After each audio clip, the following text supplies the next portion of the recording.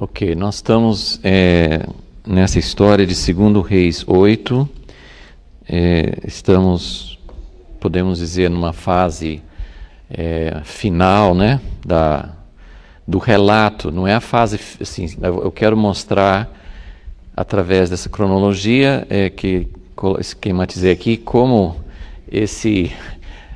eu precisava de uma lousa, de uma coisa assim, umas 3 vezes maior para você conseguir enxergar essas subdivisões. Na verdade, algum tempo atrás, quem está colecionando essas folhas, na folha 27, eu fiz um diagrama mais ou menos parecido com isso.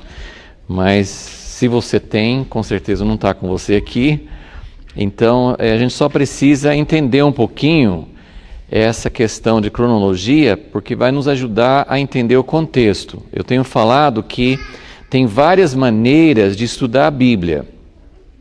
Você pode ler a Bíblia pegando um texto avulso, você abre a Bíblia, ou você não lê em sequência, você fala, eu quero ler o livro de Salmos, eu quero ler o Evangelho de João, fora de ordem, ou um texto fora de ordem. Isso é válido, mas para você conhecer o plano de Deus, assim como se você estivesse lendo qualquer outro livro, você tem que começar no início e na sequência até o fim para você ter uma ideia. Agora, uma outra coisa que é muito importante, além de ver essa questão da sequência, se você ler, isso foi uma das coisas que eu achei tremendo quando nós estávamos estudando a vida de Davi. Você tem, por exemplo, na vida de Davi, você tem 2 relatos paralelos, assim como a gente tem nessa época do reino dividido. Você tem o livro de Reis e tem o livro de Crônicas. No caso de Davi, tem o livro de Samuel, né, e tem o livro de Crônicas também. Então, quando você compara, quando você fala assim, não, eu não vou só ler em sequência, 1º, 2º Samuel, 1º, 2º Reis, 1º, 2º Crônicas, porque isso é importante, mas quando você termina o livro de 2º Reis, 1º Crônicas vai voltar, como um dos 4 evangelhos. Você lê Mateus, chega até o fim. Aí você pega Marcos, começa de novo. São relatos paralelos, mas que têm outros fatos. Então, uma coisa muito interessante a se fazer, por exemplo, sobre a vida de Jesus, é estudar uma sequência. É difícil a gente colocar tudo em cronologia exata, né? Mas estudar uma sequência da vida de Jesus, colhendo os 4 evangelhos e ajuntando os fatos. Por exemplo, só para você estudar sobre o que aconteceu com Jesus depois da ressurreição, você junta os 4 relatos dos evangelhos, você tem vários fatos diferentes, então você tem que ajuntar. Então, se você estuda, mesmo nesse caso de Elias e Eliseu, nós não temos um relato paralelo. A vida de Elias e Eliseu só tem 1º Reis e 2º Reis. Tem uma única menção de Elias no livro de 2º Crônicas, mas não temos um relato paralelo. Então, mas mesmo assim, a gente precisa pensar Elias e depois Eliseu, o que aconteceu em cada época e como que eu posso entender a sequência de eventos. Então é isso que eu estou tentando fazer aqui. Por quê? Porque nessa última fase, como eu expliquei domingo passado, nessa última parte da vida de Eliseu, nós descobrimos que Eliseu foi cumprir algo que Deus tinha falado com Elias. Lembra disso? Então, até eu falei, mais ou menos, né, o tempo que transcorreu entre o Monte Sinai. Então eu coloquei aqui, se você está de longe, você não vai conseguir enxergar tudo que está aqui, mas eu vou só seguir aqui rapidamente para você entender a sequência. O que começa aqui com o tempo de Acabe, é o tempo de Elias, mas eu estou mostrando aqui mais a questão de Eliseu. Então, Elias, esse começo da linha de tempo aqui, começa com o reinado de Acabe, ok? Num determinado momento, como nós mostramos domingo passado, depois daquele confronto com os profetas de Baal, de cair fogo do céu e tudo mais, Elias, como vocês lembram, nós vimos a história, ele ficou até meio decepcionado, ele ficou reclamando com Deus. Deus, eu fiz tanta coisa e não mudou nada. Então eu coloquei um risco aqui, que é do Monte Sinai, ok? Durante o tempo de Acabe, não fala exatamente quantos anos, então eu pus uma interrogação aqui embaixo. Eu não sei quantos anos isso aconteceu antes da morte de Acabe, nós não sabemos. Então, esse tempo exato nós não temos como dizer exatamente, mas essa experiência de Elias no Monte Sinai aconteceu durante o reinado de Acabe, que está aqui. Aí, esse primeiro risco maior aqui é a morte de Acabe, que acabou Acabe, e vem em sequência aqui Acasias, filho de Acabe. Ele reinou 2 anos. O livro de 2 Reis começa com Acasias, que manda um mensageiro para perguntar para Baal, para algum representante de Baal, se ele ia recuperar do acidente que ele caiu, né, de um andar superior, se ele ia recuperar ou não. E aí que começa. Depois, então, ele, de acordo até com a palavra de Elias, que Elias falou assim, você não vai sarar. Então, Acasias, ele morre logo. Então, o reinado dele é de 2 anos apenas. Como ele não tinha filho, quem reinou no lugar dele foi o irmão dele, um outro filho de Acabe e Jezabel, chamado Jorão. Então, Jorão reinou 12 anos. Por que eu estou fazendo essa sequência? Para mostrar para vocês quantos anos se passaram entre o Monte Sinai. O que aconteceu no Monte Sinai? Deus falou com Elias. O que Deus falou com Elias? Elias reclamou, Deus mostrou para ele que não estava no fogo, não estava no terremoto e tal. E aí Elias colocou a reclamação dele, a queixa dele diante de Deus. E Deus falou, olha, o que você está me perguntando, o que vai acontecer com Acabe e Jezabel? Lembra que a gente colocou também na última vez, qual era a missão de Elias? Qual era a missão de Elias? Era trazer juízo de Deus sobre Acabe e Jezabel. Então Elias estava perguntando, Deus, eu vim, o Senhor me deu essa missão, mas não está acontecendo. Jezabel está firme e forte e está ameaçando a minha vida. E Baal continua, nós matamos os profetas de Baal, mas não acabou o culto a Baal. Então, a missão de Elias estava dizendo, fogo do céu, coisas tremendas acontecendo, mas não adiantou, não mudou a situação.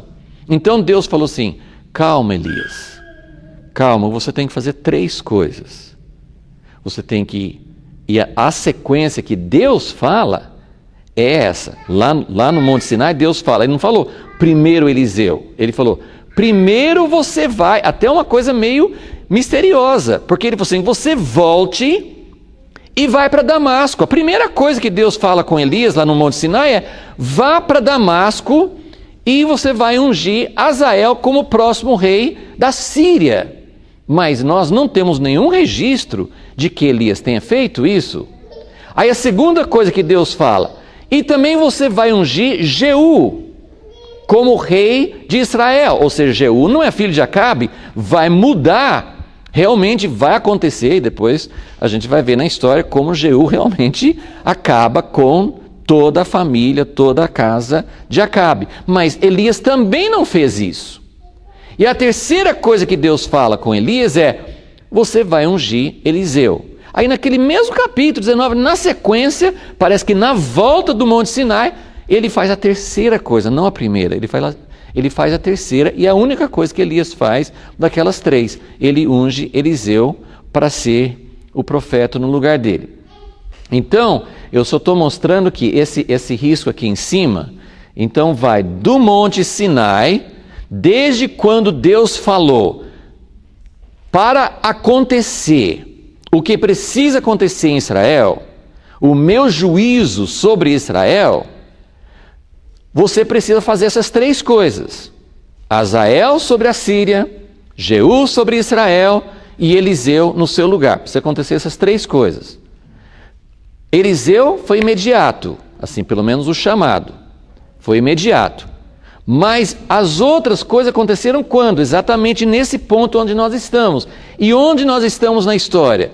Depois do Monte Sinai, não sei quantos anos, até a morte de Acabe, não sabemos. Mas aí passaram o quê? 2 anos de Acasias e 12 anos de Jorão. Então aqui são 14 anos. Então eu estou colocando mais de 15 anos, ou 15 anos aproximadamente, porque a gente não sabe esse valor aqui. Tá? Então, desde quando Deus falou com Elias no Monte Sinai que precisaria acontecer essas coisas para que a vontade de Deus fosse executada, a missão de Elias fosse completada sobre Israel, passaram em torno de 15 anos. Então, esse é o primeiro ponto que eu quero mostrar para vocês aqui. Outra coisa, então, que a gente vê é que depois de Acasias vem Jorão. Também nós não sabemos, se você quiser colocar na sua folha uma outra interrogação aqui, entre Acasias e esse risco preto aqui. O que é esse risco preto aqui? É quando Elias foi transladado, né? Quando foi levado embora nos carros de fogo. Também nós não sabemos quanto tempo. No relato segundo o rei só fala que Acasias morreu, que Jorão se tornou rei e conta a história que Elias foi embora. Quantos anos? Não parece ter sido muito tempo depois, ok? Então, a partir desse momento, que nós não sabemos exatamente, Elias é arrebatado, e quem que assume no lugar dele? Eliseu. Então, essa linha aqui é o início do ministério. Eliseu já era servo de Elias, já tinha sido chamado, mas então por isso que nós estamos colocando aqui. Olha quantos anos Eliseu viveu, por isso ele deve ter sido bem moço quando ele foi chamado, porque também nós não sabemos quantos anos, né? É a mesma coisa, Monte Sinai, logo depois do Monte Sinai, Eliseu foi chamado. Quanto tempo Eliseu ficou como servo de Elias? Não sabemos também. Algum tempo, 1 ano, 2 anos, 3 anos, 5 anos, não sabemos. Mas no ministério também não sabemos exatamente, mas ele começou aqui e ele morre aqui no reinado de Jeoás. O resto desse aqui é só para mostrar a linha de tempo, mas tem um fator importante aqui. Nós estamos aqui, no 2 Reis 8, nesse ponto, nós estamos exatamente aqui, quando Azael vai ser o próximo rei da Síria, e Jeú vai ser ungido no capítulo 9 como rei sobre Israel. Jeú vai matar Jorão e toda a descendência de Acabe e começa a reinar. Jeú governa 28 anos. O filho dele, esse aqui agora é uma outra linhagem, né? Não é mais Acabe. O filho de Jeú chama-se Jeoacás, mais 17 anos. E o neto de Jeú, Jeoás, 16 anos. Não sabemos quanto tempo, mas é nesse tempo de Jeoás que Eliseu morre. Então, por isso que eu pus aqui embaixo, se você quiser, eu não escrevi aqui, mas esse aqui seria o ministério de Eliseu, essa linha aqui embaixo. Então, contando desse ponto até o fim, mais ou menos, entre 55, porque tem esse período aqui, interrogação, quantos anos ele ficou em Jeoás? Não sabemos. Quanto tempo depois que Jorão começou, também não sabemos quanto tempo. Mas se você somar 12 anos de Jorão, mais 28, 40, mais 17, 57, né, menos um pouquinho aqui, talvez, 1 ano, 2, e mais um pouquinho aqui, então vai dar em torno entre 55 ou 60 anos. Porém, qual que é o fator muito interessante aqui? E aqui também eu não coloquei, se você conseguir espremer na sua folha aqui, todos os relatos, não podemos ter certeza absoluta disso, porque como já falei várias vezes, as histórias que nós já estudamos em 2 Reis sobre Eliseu, não fala o nome do rei de Israel, não fala o nome do rei da Síria. Então, nós não temos como especificar. Por exemplo, se tivesse falado, olha, quem era rei era Jorão, mas provavelmente era, porque a sequência das histórias aqui chega no capítulo 8, nós estamos nesse ponto. O que significa isso? Que aparentemente, como eu falei, não dá para afirmar, mas aparentemente todas as histórias de Eliseu, que nós já vimos até agora, estão nesse período aqui, de menos de 12 anos. Todas as histórias de Eliseu. Será que alguma delas aconteceu depois, estão fora de ordem cronológica? Pode ser, mas da forma que foram colocadas na sequência da Bíblia, mesmo que uma história tenha acontecido antes da outra e tal, é difícil imaginar fora dessa sequência. O que significa isso? Desse ponto aqui até o final, no capítulo 13 de 2 Reis, vai contar mais 2 histórias sobre Eliseu antes de morrer. Ele vai falar com o rei Jeoás, vai falar com ele para ele ganhar, para ele vencer o rei da Síria. Ele só atira 3 vezes, Eliseu fica bravo com ele, aí Eliseu morre e ainda acontece mais um milagre com os ossos de Eliseu. Tudo isso aí vai acontecer só no final, ou seja, 20 anos, a não ser que tenha alguma história que aconteceu fora que a gente não saiba, mas pelo menos dentro dessa sequência do relato, 28 anos Jeú, 17 anos Jeoacás, Eliseu não faz nada. Não tem nenhuma história bíblica. E isso é muito interessante, não é muito gostoso para nós, mas é muito interessante porque Deus tem momentos de agir. Jesus viveu pouco tempo na terra, mas dos 33 anos na terra, ele só agiu durante os 3 anos e meio finais. E uma historinha que ele foi para o templo com 12 anos de idade. Quantos anos Jesus, o Filho de Deus, sem fazer nada? Quantos anos Moisés parado no deserto? 40 anos. Quantos anos José do Egito na prisão sem fazer nada? Quantos anos Davi, o rei Davi, com promessa de ser ungido, simplesmente correndo de Saul, mesmo depois de rei, por causa de pecados dele, mas depois de rei, muitos anos, Davi também sem fazer nada. Então, esses períodos de silêncio, tem exemplos modernos, tem exemplos de homens de Deus que ficaram anos, não só antes, é muito comum você pensar, Moisés passou 40 anos, antes de ser chamado por Deus, sendo preparado, isso é uma coisa. Mas depois dos 40 anos, ele à frente do povo de Deus, também tem uma grande lacuna, né? Depois que o povo de Israel eles ficaram com medo por causa do relato dos espias, ficaram rodeando no deserto, não tem quase relato nenhum, pouquíssima coisa relatada daquele período. Então existem lacunas, existem períodos de silêncio, existem períodos em que nada de especial está acontecendo, e isso não é gostoso, mas ao mesmo tempo é uma coisa que faz parte da nossa vida, na nossa experiência com Deus. Então eu acho muito importante a gente observar essas coisas. Uma leitura superficial, se você faz uma leitura superficial, e é difícil, né, fala dos reis de Israel, depois volta para os reis de Judá, então se você não fizer um diagrama assim, você não consegue se localizar, você não consegue ver o que está acontecendo. Então acho muito importante a gente ter essa visão da sequência cronológica e o que está acontecendo. Então aqui nós temos pelo menos esses 2 fatos bem importantes. Do momento que Deus fala com Elias, você está preocupado porque não acabou a casa de Acabe, não veio juízo sobre Acabe e Jezabel? Vai acontecer, vai ter um momento de juízo, mas quanto tempo passou? Em torno de 15 anos, é bastante tempo. O que aconteceu nesse meio tempo? Esse é o ponto que estou querendo enfatizar.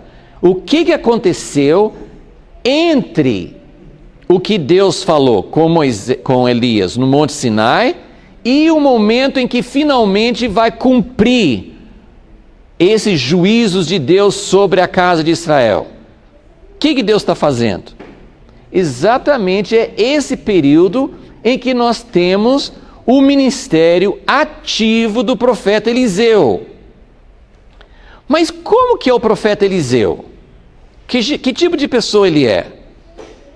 Ele é um profeta de fogo que nem Elias? Né?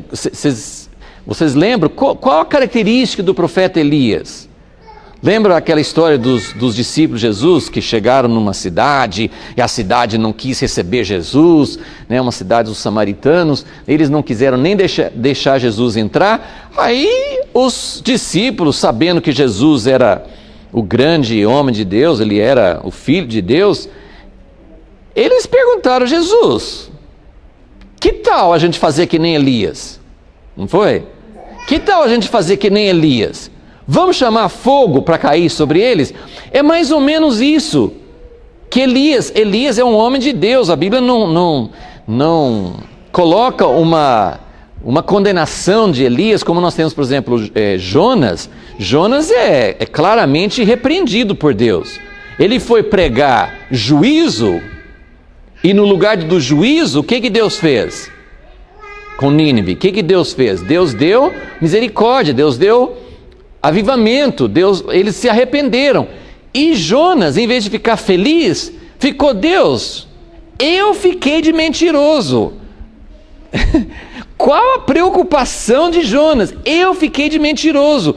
Mas eu queria que vocês vissem, eu falei domingo passado que a gente precisa entender que não vem o reino de Deus sobre a terra, que é o que a igreja muitas vezes não está nem esperando. Nós estamos esperando a terra pegar fogo mesmo, a gente vai embora para o céu, né? É uma visão errada. Deus criou a terra para colocar o reino de Deus na terra. Vocês acham que Deus começa uma coisa e não termina? É esse Deus que vocês têm? Não é esse Deus da Bíblia. Deus fez a terra para estabelecer a terra dele, o reino dele sobre a terra. O homem estragou, complicou o plano de Deus, mas ele vai realizar. Só que esse reino de paz, de justiça, de harmonia que a gente lê nas Escrituras, ele não vem sem antes passar por juízo. Ok? A gente precisa entender isso. Tem muita gente que lê a Bíblia e não entende Deus e até usa a Bíblia para criticar Deus. Que Deus é esse que manda matar? Se você realmente prestar bem atenção na vida de Eliseu, você vai encontrar essa contradição. E essa contradição começa no Monte Sinai. Por isso que eu quero que vocês peguem essa ideia. Voltando mais uma vez. Monte Sinai. O que Elias estava reclamando com Deus? Deus, o Senhor mandou trazer juízo sobre uma nação que não está sendo fiel ao Senhor. Não que Elias quisesse que Deus destruísse completamente, mas tinha que vir juízo sobre aqueles que não são fiéis. Deus não falou: Elias, para com isso, meu coração é de misericórdia, eu não vou mandar juízo. Não, ele não falou isso. Ele falou: Elias, calma, eu tenho 7.000 que não dobraram o joelho a Baal, mas nas entrelinhas eu leio que Deus estava querendo dizer: pode ser que esse número seja maior. Eu não estou... a Bíblia fala isso no Velho Testamento e fala no Novo Testamento. Em Ezequiel, quando Deus fala de juízo, o que Deus fala? Eu não tenho prazer na morte do ímpio. Lembra disso? Deus falou claramente. Ele falou assim: vocês acham que os meus caminhos são errados, né? Capítulo 18 de Ezequiel. Vocês acham que eu sou incoerente? Mas se o ímpio se arrepende, toda a vida dele de impiedade pode ser apagada. Eu vou ter misericórdia.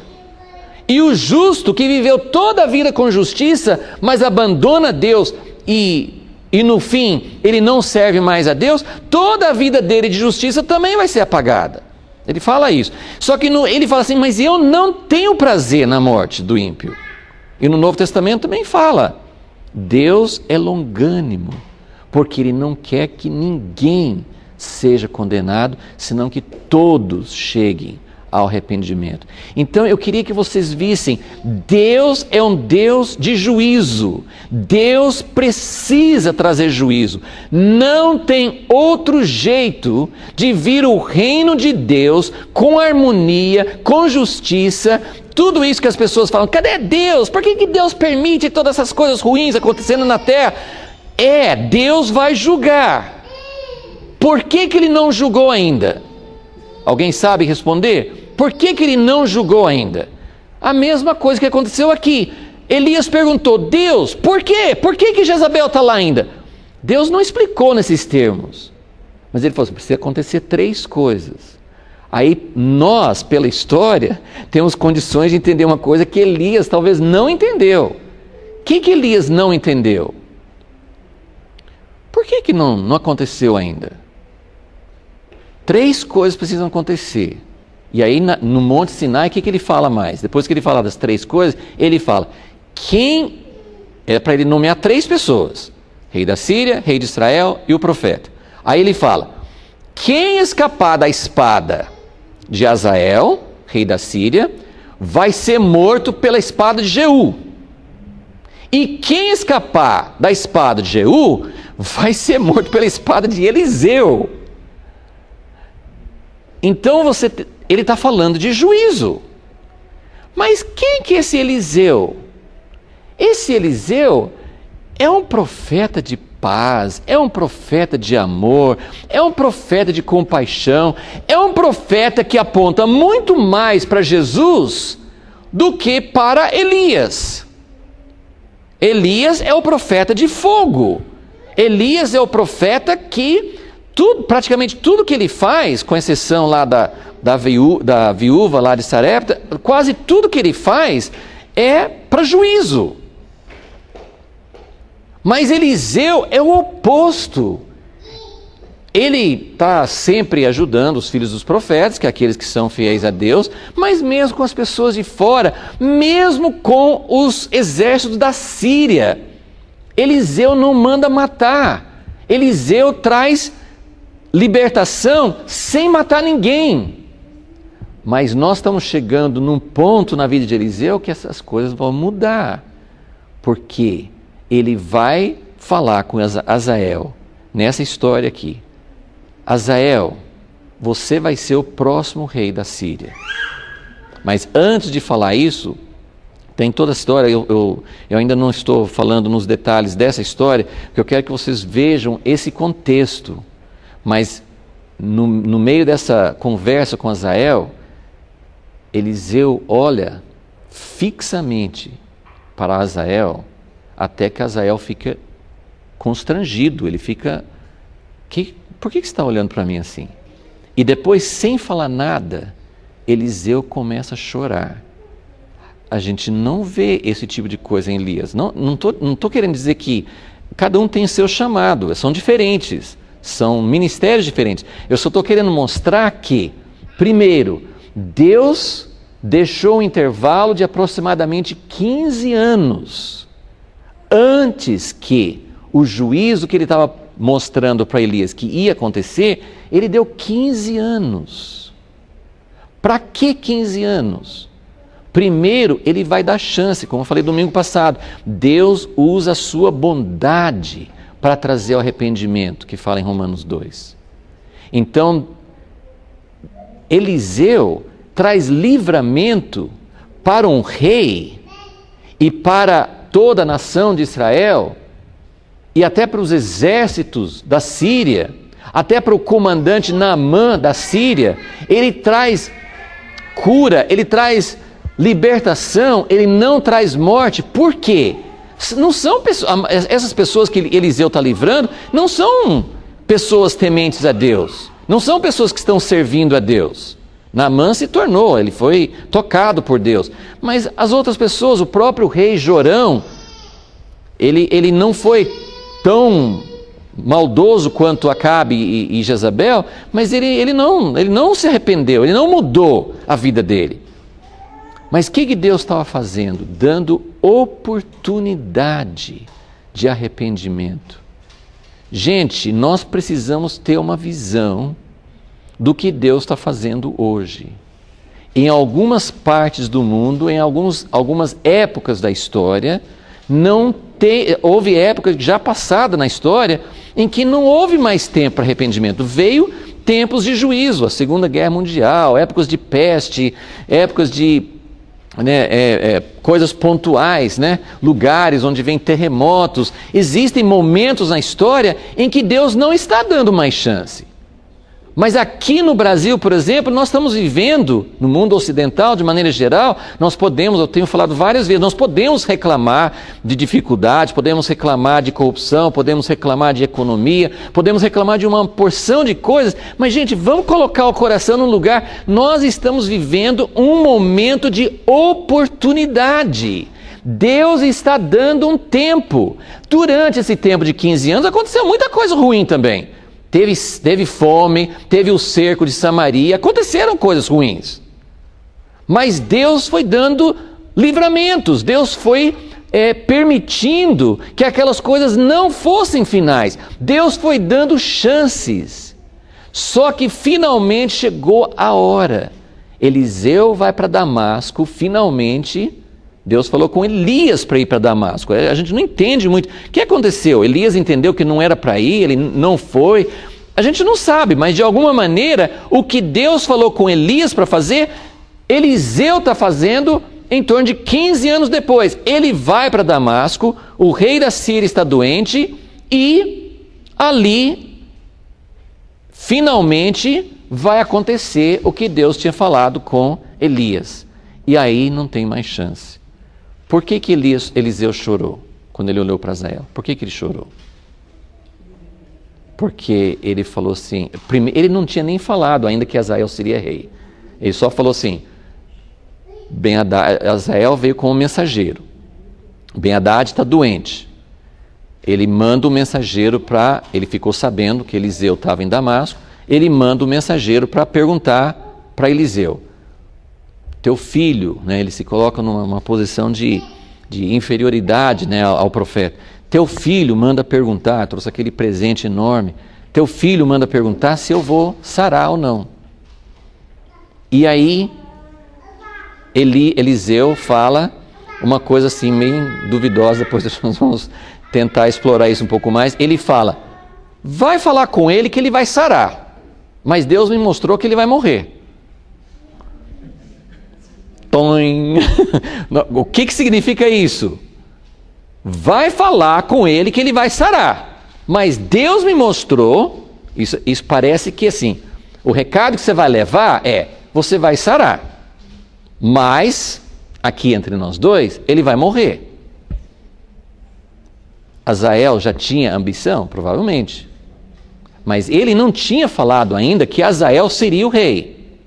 Aí depois que ele fala isso, ele olha, e eu gosto de imaginar aquela cena de Jesus com os olhos de fogo, porque Eliseu olha para Azael e parece que ele está enxergando dentro do coração de Azael. Azael ficou constrangido. Eu não sei se você já teve essa experiência assim, de alguém olhar para você e parece que não por alguma capacidade, sei lá, transcendental que a pessoa tem, é Deus. Mas existem momentos em que Deus dá a alguém, é muito rara essa experiência, provavelmente nenhum de nós tenha passado por isso, mas alguém pode olhar com o olhar de Deus e você ter certeza, ou o próprio Deus está olhando para você no momento de adoração e você sabe. É coisa que a gente sabe, Deus sabe de tudo que está no meu coração, mas há momentos que a gente sente isso. Deus está olhando dentro do meu coração, Ele sabe o que eu estou pensando, o que está aqui dentro. É mais ou menos como aquele filme, como é que chama? O Mentiroso, aquele que tudo que a pessoa pensa, sai da boca antes dele, sabe assim, aquela situação que todos os pensamentos são revelados, que a Bíblia fala isso, que Deus vai revelar os pensamentos, a intenção do coração. Então ali, Eliseu está com com raio laser, com olhos de raio laser, olhando para dentro de Hazael. E ele fica muito constrangido, mas não arrependido, não envergonhado, ele fica constrangido. E Eliseu chora por causa do que ele vê. Só que isso foi por ordem de Deus. Deus vai colocar Hazael no trono para exercer o juízo dele. Mas quando Hazael pergunta, por que você está chorando? E ele fala, Eliseu responde, eu estou chorando porque eu estou vendo o que você vai fazer com Israel. Você vai queimar as fortalezas, você vai matar os soldados, você vai despedaçar os bebês, você vai rasgar mulheres grávidas. Então ele descreve uma coisa bárbara, né? Uma coisa terrível.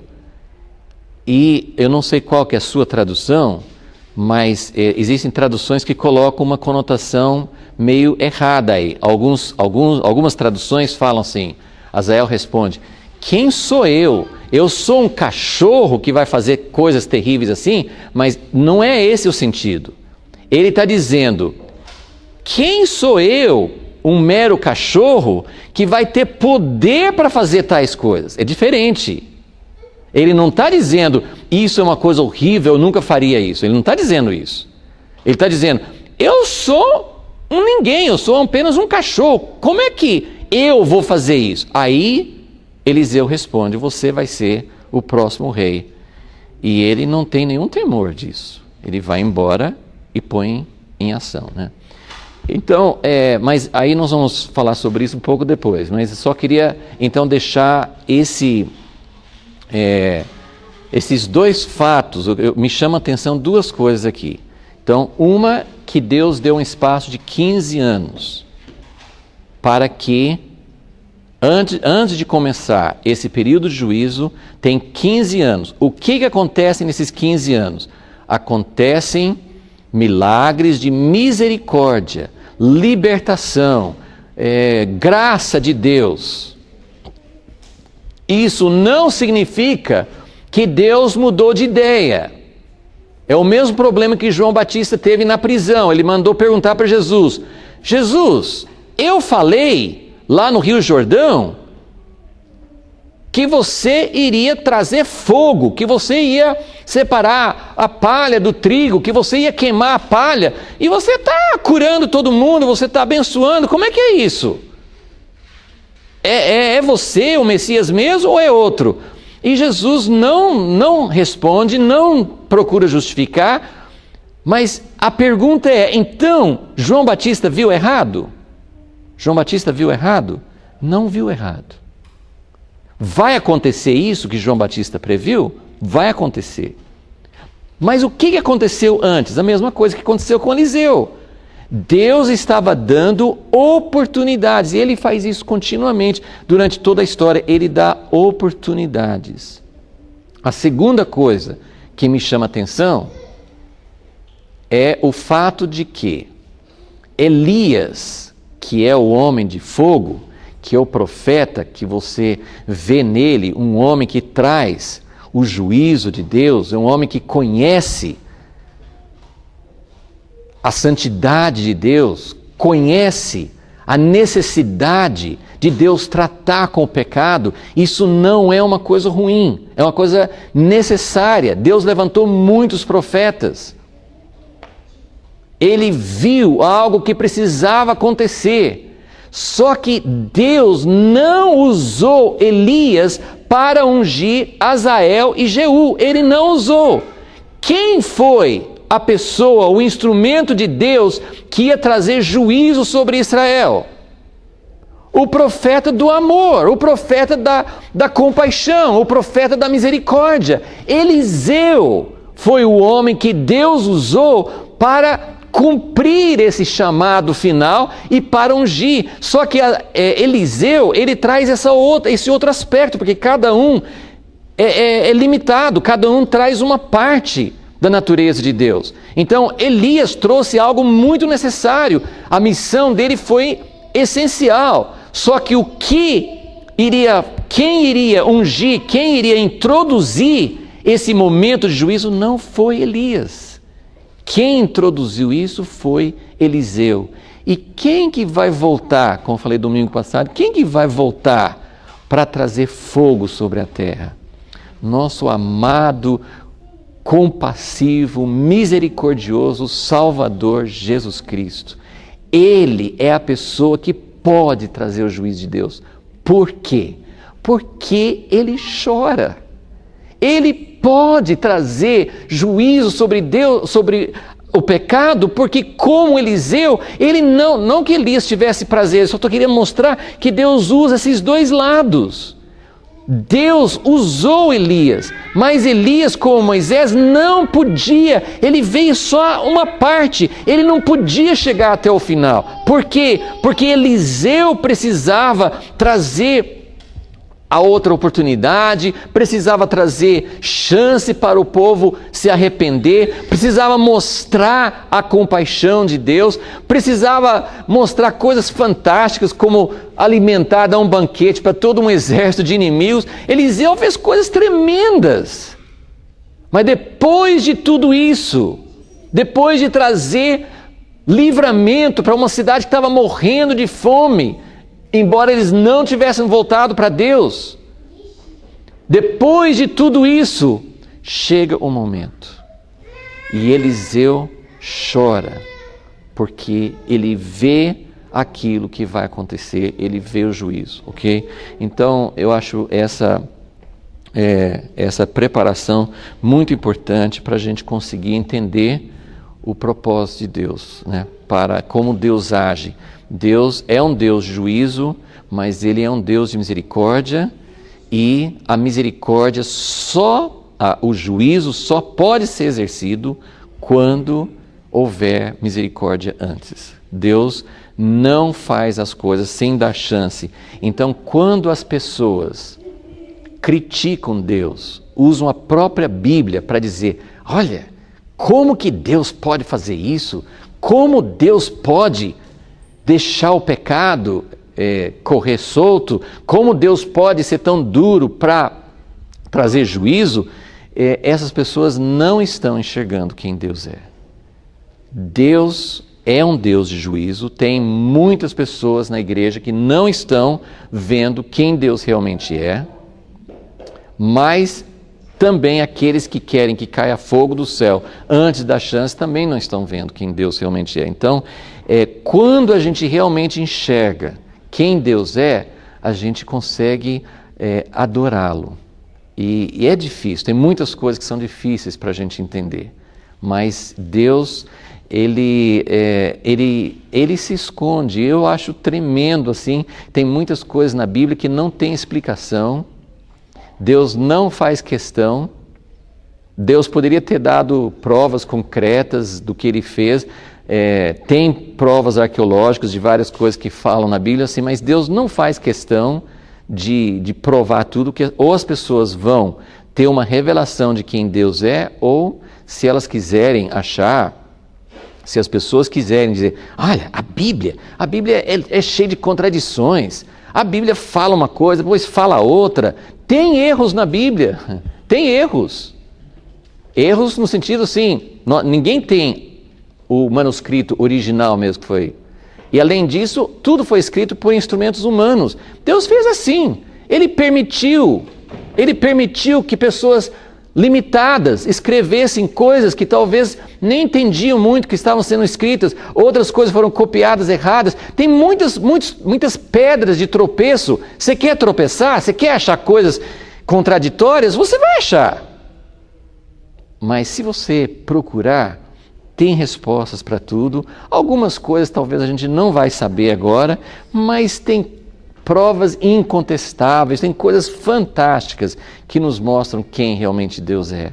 Então, se você quiser, se você buscar, você vai achar quem Deus é. Você vai conseguir achar, mas tem que querer. Quem não quiser, Ele deu bastante, Deus jogou, sabe? Por exemplo, vou colocar uma pedra de tropeço aqui, vou colocar outra aqui, vou colocar outra aqui. Aí quem não quiser acreditar, ele vai achar coisas. Tá Tá vendo? Eu achei uma coisa aqui que prova que a Bíblia não é a palavra de Deus. Então ele deixa essas marcas humanas, ele deixa essas falhas para quem não quiser, como ele falou das parábolas. Por que o Senhor fala ao povo em parábolas? Porque eles não querem ver. Então quem não quiser ver, eu vou dificultar, eu vou deixar encoberto, eu vou deixar difícil para achar. Mas, gente, vamos ser daqueles que procuram, que quando não acha a resposta, vou deixar aqui, eu não entendi isso aqui é uma coisa que eu não consigo entender como um Deus amoroso pode fazer isso, aquilo, mas eu vou deixar aqui, eu vou continuar procurando, eu vou desejar entender quem Deus é, eu vou procurar, e tem coisas tremendas que você vai achar. Eu fico prostrado diante de Deus, quando eu vejo uma coisa assim, eu vejo como Elias viu uma necessidade real de juízo, Deus respondeu para ele, nem explicou muito o que ia acontecer. Não sei se em algum momento depois que não está registrado, não sei se Elias ficou, a dúvida dele ficou satisfeita, ou se ele continuou com essa dúvida, a Bíblia não fala, mas se passaram 15 anos, Elias foi embora, não viu o que ele tinha a missão de fazer, mas Deus fez isso porque Ele queria dar oportunidades. Então, quando você fala Deus é um Deus duro, Deus julga duramente, nós precisamos ver essas evidências da misericórdia de Deus. Deus usou sinais tremendos. Olha que ministério de Eliseu que nós já vimos, todos esses exemplos, alguns meio particulares para pessoas comuns, mas outros assim para a nação inteira ver. Grandes livramentos, grandes demonstrações do poder de Deus, Deus mostrando que Ele não tinha abandonado o povo dele, Deus mostrando que Ele amava, que Ele estava chorando sobre seu povo. Leia Jeremias, o que é um profeta chorão, né? O que é um profeta que sente? Jeremias sentiu que ele não tinha lágrimas suficientes. Ele falou assim, minha cabeça não tem lágrimas, que eu queria que a minha cabeça fosse uma fonte de lágrimas, para que eu pudesse chorar noite e dia sobre a filha, sobre a nação que Deus escolheu. Gente, não é menos dramático nos nossos tempos. Nós estamos diante de uma situação, o mundo sempre foi contra Deus. A situação do mundo, o pecado, a corrupção, a depravação do mundo não é uma novidade. Pode estar chegando a pontos piores, mas isso não é novidade. Agora, gente, a igreja nem sempre foi tão contaminada como está hoje. Nem sempre foi assim. Sempre teve, né, a igreja institucional, a igreja, né, isso também não é novidade, mas nós estamos vivendo numa época que está difícil de achar, está difícil de achar aqui dentro, está difícil da gente encontrar a verdade, a fidelidade, a devoção a Deus. Parece que está difícil para a gente ser realmente 100% dedicado a Deus. Está difícil, gente, a gente não consegue achar apoio, a gente não consegue achar meios. Em outras épocas, a igreja chamava jejuns coletivos. Em outras épocas, tinha parece que mais ambiente para pelo menos alguns buscarem a Deus, mas está difícil, você não acha. Então, é um momento como nessa época de Eliseu. O remanescente era muito pequeno, estava difícil de achar. Mas Deus está dando oportunidades. Nós precisamos enxergar isso. Nós precisamos realmente entender o quanto que Deus está dando chances para nós como igreja. Ele está dando chances para nós. Mas um dia vai chegar. Eliseu chegou nesse momento. Então, eu queria que a gente enxergasse e entendesse que o ministério de Eliseu, praticamente, de acordo com essa sequência aqui, o ministério de Eliseu praticamente termina aqui. Ele vai viver durante mais todos esses anos aqui na frente. Não tinha mais, parece, não tinha mais sobrenatural, a chance já tinha sido dada. Percebem isso? De acordo com, se for realmente nessa sequência que nós estamos lendo aqui, quando chega esse momento que nós estamos em 2 Reis 8, não tem mais milagres, não tem mais livramentos, né? Vem o juízo, vem momento de Deus realmente cumprir o que Ele tinha prometido, né? Então, é nesse sentido que nós estamos falando. Eu só vou falar então um pouquinho sobre esse começo da história e depois nós vamos continuar na semana que vem, né? Então, se você tiver com a Bíblia aberta, nós estamos no... A gente já falou sobre, meio por alto, sobre essa história, mas eu quero só parar aqui em um ou dois detalhes, né, para depois a gente dar sequência na semana que vem. Não, no versículo 7 diz assim: Eliseu foi, segundo Reis 8, 7, Eliseu foi a Damasco, e Ben-Hadad, rei da Síria, estava doente. Quando anunciaram ao rei, o homem de Deus chegou aqui, disse ele a Hazael: toma um presente contigo e vai encontrar-te com o homem de Deus. Por intermédio dele, pergunta ao Senhor. Ele sabia quem era, ele estava usando aqui o nome de Jeová, ele estava falando, não era assim, pergunte a um Deus qualquer, não. Ele estava sabendo que ele estava perguntando, mandando, né, o profeta perguntar para o Deus de Israel. Pergunte ao Senhor: sararei eu dessa doença? Então, nessa primeira parte aqui, tem várias coisas que a gente sempre fica curioso para saber. A Bíblia não fala. Eliseu foi para Damasco sabendo que ele ia cumprir a missão que Deus deu para Elias no Monte Sinai? Não fala. Ele foi para Damasco sabendo que ele ia falar com Hazael? A Bíblia não fala. Mas ele foi para Damasco, ele foi dirigido pelo Senhor para ir para Damasco, ok? Então, agora, essa pergunta do rei da Síria vem em contraste com o que aconteceu com Acasias, que aconteceu no primeiro capítulo, 2 Reis. Lembra? Acasias é filho de Acabe, ele teve um acidente, caiu de cima, do andar de cima, se machucou bastante, e ele também queria saber se ele ia sarar ou não. Mas para quem que ele perguntou? Ele não mandou. Ele que é, Acasias é do povo de Deus. Ben-Hadad não é do povo de Deus.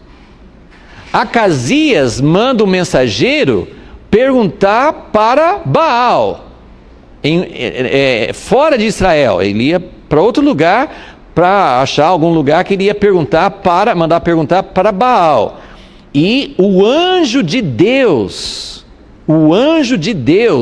aparece para Elias e fala assim: vai, encontra com aquele mensageiro do rei e pergunte para ele: para quem que está? Para onde você vai? Você vai perguntar para quem? É porque não tem Deus em Israel? Então você tem um contraste. O rei de Israel, o rei do povo de Deus, pergunta para outra pessoa que não é Deus se ele vai sarar. E o rei da Síria, e quem é o rei da Síria? Quem é esse rei da Síria? Outra vez, a gente não tem os nomes nas histórias anteriores, mas se esse rei da Síria, Ben-Hadad, se ele foi o rei que apareceu em todas as histórias anteriores, ele era o chefe de Naamã, então ele sabia que Naamã foi curado, mas ele também foi aquele, possivelmente, né? Ele foi aquele que ele começou a atacar Israel, e Eliseu ficava sabendo antes, por revelação, aonde ele estaria, e avisava o rei de Israel, e o rei da Síria ficou tão bravo que mandou um exército inteiro prender Eliseu. Esse é o rei da Síria. Depois ele cercou Samaria. Então esse rei da Síria não é tão amigo do povo de Deus e não é tão amigo de Eliseu também. Só que ele manda perguntar para o homem de Deus. Então aqui eu quero tirar só duas conclusões. Uma, como Deus pode, tem pessoas de fora da igreja, isso eu só estou tirando uma conclusão assim bem geral, uma aplicação mais ampla, né? Mas tem pessoas de fora da igreja fora da igreja, que eu falo assim, nem são consideradas cristãs, nem têm uma experiência com Deus, quem sabe eles estão buscando mais a Deus do que pessoas de dentro da igreja. Isso é uma aplicação que a gente pode fazer. Tem pessoas que reconhecem mais a autoridade. O rei da Síria, por mais que ele conhecesse de Eliseu, ele sabia muito menos do que o rei de Israel. O rei de Israel estava vivendo ali muito mais tempo. Então, era para ele ter mais conhecimento, era para ele ser muito mais próximo, entender mais o que ele devia fazer. Isso é um ponto. Outro ponto, na verdade acho que eu vou tirar 3 conclusões aqui, né?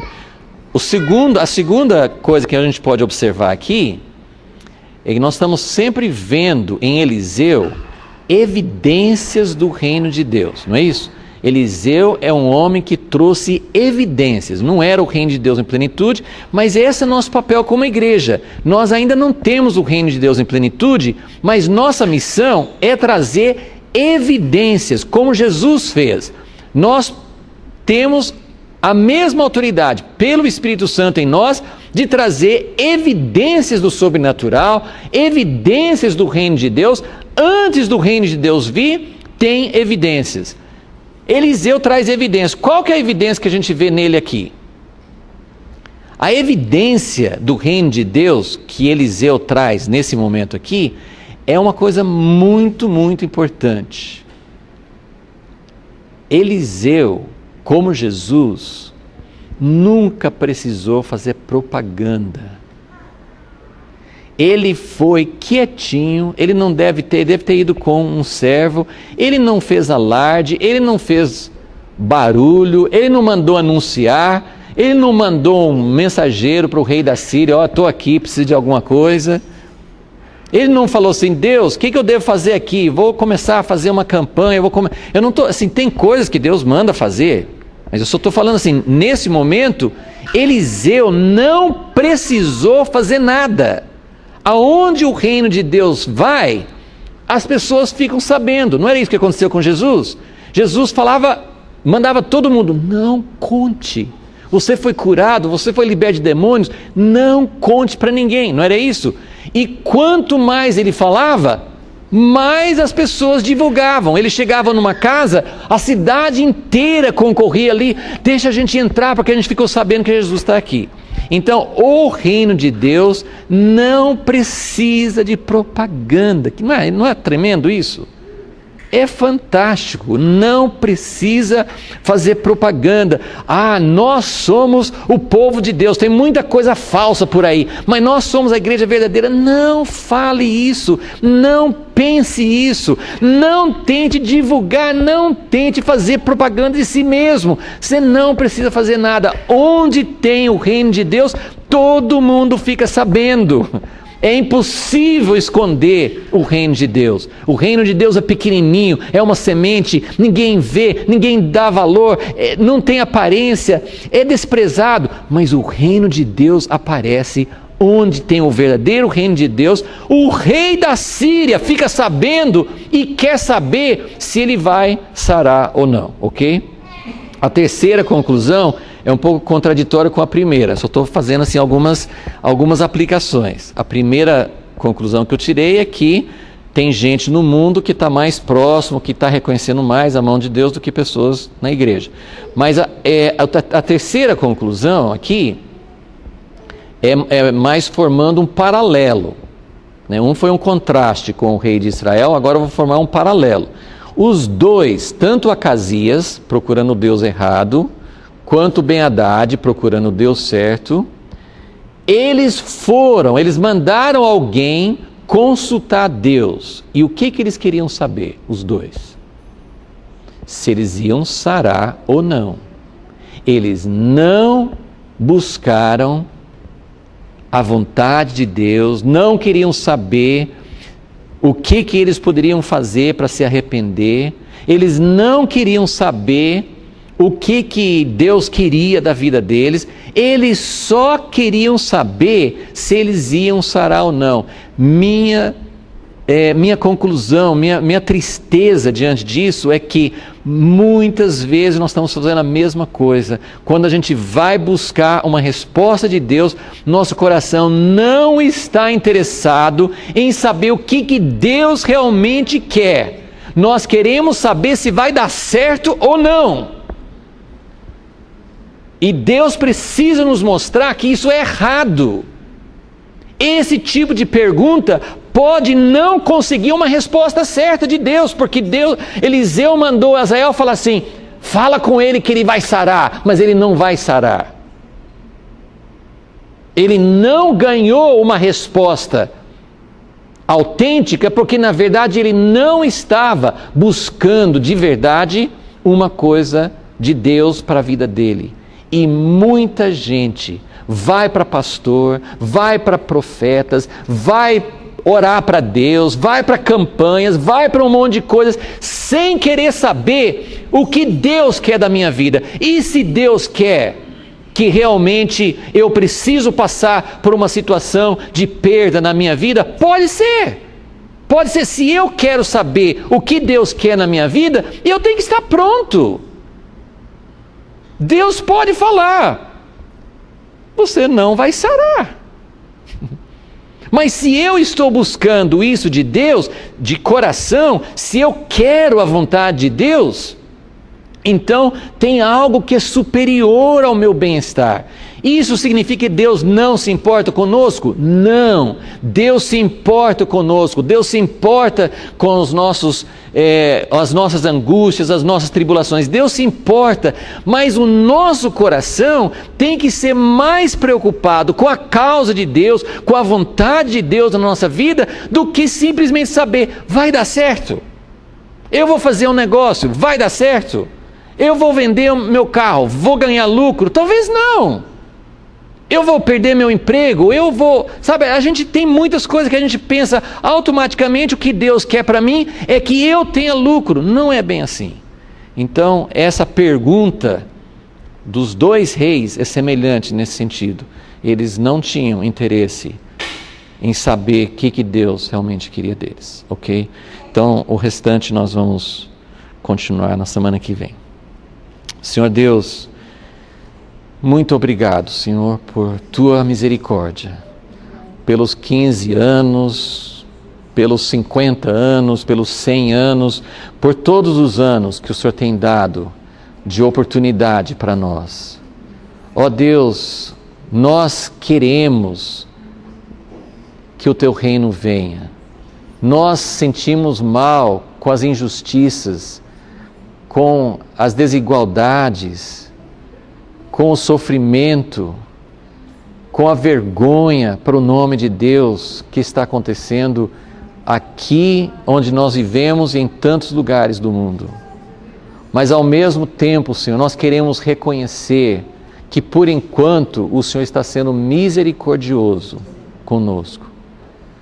Quanto tempo vai durar, nós não sabemos, mas nós estamos aguardando em Ti, Senhor, e pedindo: Deus, acorda-nos, desperta-nos, Senhor, para que nós possamos aproveitar esse tempo de oportunidade e nos voltar para Ti em arrependimento. Ó Deus, que algo aconteça na Tua igreja, Senhor, mas que comece em nós. Ó Deus, muda o nosso coração, Senhor. Ajuda-nos, Senhor, a ter tristeza pelo pecado, Senhor, mais tristeza pelas coisas que estão acontecendo com outras pessoas do que talvez algum prejuízo nosso pessoal. Ó Deus, dá-nos um coração diferente, Senhor. Nós pedimos e clamamos a Ti, Senhor, em nome de Jesus. Amém.